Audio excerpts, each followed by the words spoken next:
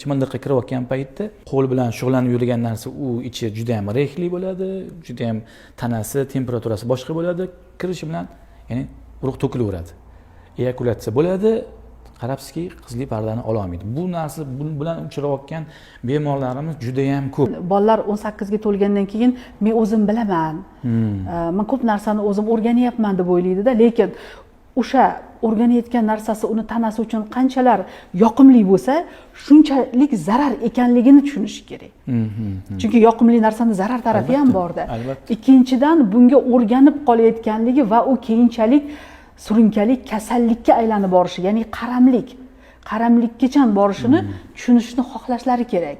Ya'ni anglashlari kerak. Ha, agar men muntazam mana shu anonizm bilan o'zimni o'zim qoniqtirish bilan shug'ullanadigan bo'lsam, ertaga meni tanam zarar ko'radi, ruhiyatim zarar ko'radi deb o'zi his qilib ko'rish kerak va uni to'xtatishni o'rganish kerak.